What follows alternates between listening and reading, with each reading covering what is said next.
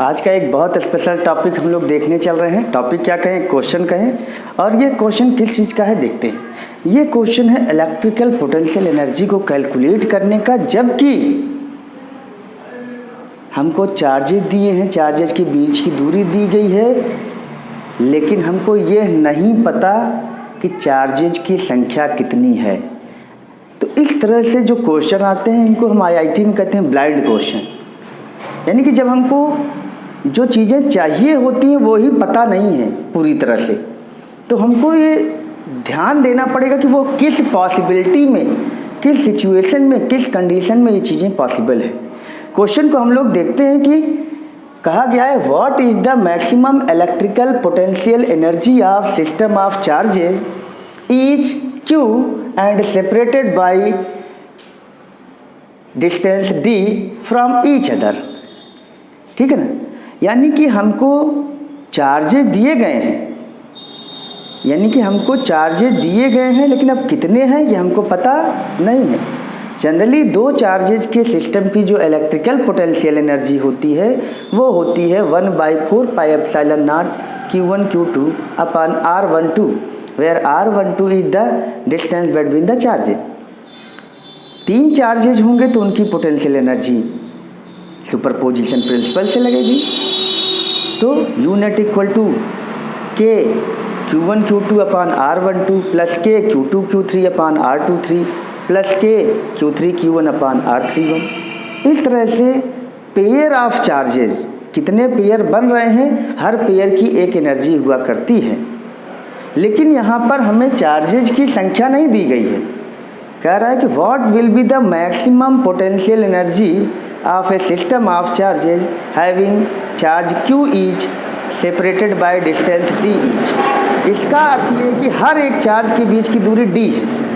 तो ये blind question है। हमको ये सोचना पड़ेगा कि कौन सा ऐसा कॉन्फ़िगरेशन है, कौन सा ऐसा सिस्टम है जिसमें कि हम लोग इस तरह से पाएंगे कि चार्जेज के बीच की दूरी सब जगह क्या हो, D हो, और मैक्सिमम कितने हो जाएं। हमको पूछा कि मैक्सिमम पोटेंशियल एनर्जी, तो मैक्सिमम के लिए चार्जेज की संख्या जितनी मैक्सिमम हो पाए, but condition is that the separation between the each charge is D।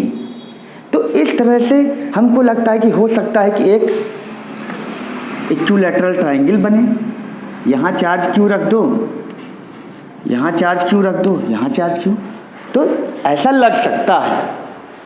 ठीक है ना, ये एक पॉसिबिलिटी है। लेकिन इसके अलावा भी एक ऐसी पॉसिबिलिटी है जिसमें सारे चार्जेज बराबर रहेंगे और सभी के बीच की दूरी D रहेगी आपस में, हर एक चार्ज एक दूसरे से D दूरी पर रहेगा। वो पॉसिबिलिटी क्या है ये हमको देखनी है, और वह पॉसिबिलिटी बेटा हमारी है टेट्राहेड्रल की। टेट्राहेड्रल, ये देखो बेटा 2D स्ट्रक्चर है। अगर तुमसे पूछा गया होता कि एक प्लेन में, अगर यही क्वेश्चन आता कि what will be the maximum electrical potential energy of charges having charge Q each and separation between them is D, अगर एक प्लेन में कहा गया होता तब तो ये कॉन्फ़िगरेशन बनता। लेकिन हमसे प्लेन में नहीं कहा गया है, हमसे कहा गया मैक्सिमम निकालो। तो ब्लाइंड क्वेश्चन इसीलिए इसको बोल रहे हैं कि अब हमें वो कंडीशन निकालनी है। हमको प्लेन में नहीं कहा गया, हमको लाइन में नहीं कहा गया, हमको स्पेस में नहीं कहा गया। तो मैक्सिमम जब कहा जा रहा है तो मैक्सिमम किसी भी तरह से मैक्सिमम जहाँ भी होगी वो हमें यहाँ कैलकुलेट करना है। इस चीज़ को ध्यान रखना, ठीक।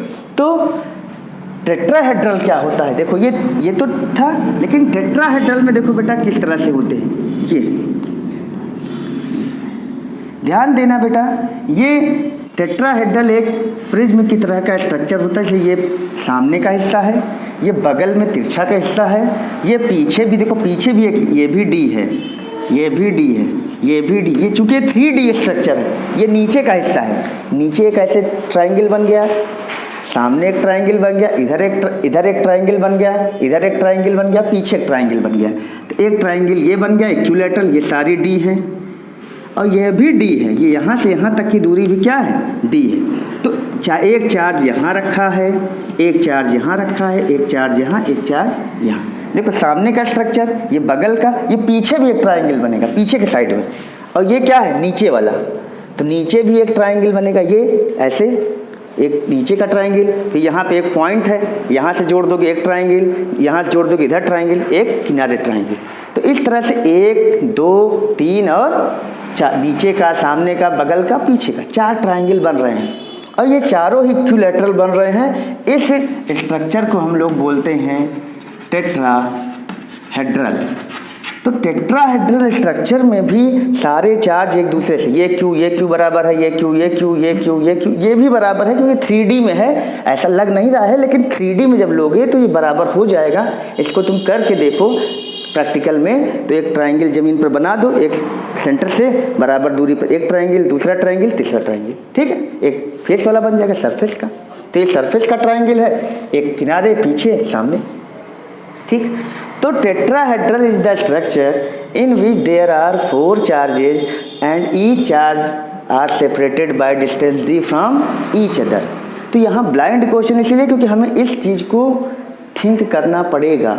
लेकिन अगर प्लेन में पूछा गया होता तो ये स्ट्रक्चर होता, अगर लाइन में पूछा गया होता तो, अगर कहा जाता लाइन में क्या है मैक्सिमम एनर्जी, तब यहाँ पर क्या होता, तब यहाँ पर ये क्यू होता, ये क्यू होता और इनके बीच की दूरी d होती, ठीक है ना। तो अब इस तरह से अब हम लोग इसको चेक करेंगे कि यहाँ पर मैक्सिमम पोटेंशियल एनर्जी अब क्या होगी। तो U इक्वल टू कितने चार्ज हैं, 4 चार्ज। तो 4 चार्जेस से कितने तुम्हारे पेयर बनेंगे। हम जानते हैं कि अगर 4 चार्ज होते हैं तो नंबर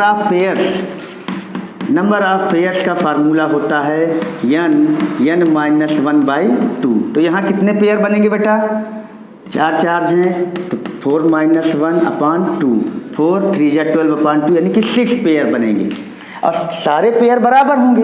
तो U इक्वल टू क्या हो जाएगा, U1 + U2 + U3 + U4 + U5 + U6 और यहाँ सब आपस में बराबर हैं तो ये हो जाएगा 6U1 हो जाएगा, यानी कि 6 × K Q × Q/D यानी कि 6 × 1/4πε0 Q² D। ये हमारा क्या हो जाएगा, टोटल पोटेंशियल एनर्जी हो जाएगी। वहीं अगर प्लेन में पूछा गया होता तब क्या होता, ये इस क्वेश्चन का आंसर ये है। प्लेन में होता तो यहाँ 3 4 लो, अगर यही चीज़ प्लेन में होता तो U = 3K Q² केवल D होता, 3 1/4πε0 Q²/D 3 पेयर बनेगा। यही अगर लाइन में होता तो K Q²/D यानी 1/4πε0 Q²/D। तो इस तरह से ब्लाइंड क्वेश्चन को ज़रूर आप लोग को देखने के लिए कुछ उसकी कंडीशंस को डेवलप करना पड़ेगा।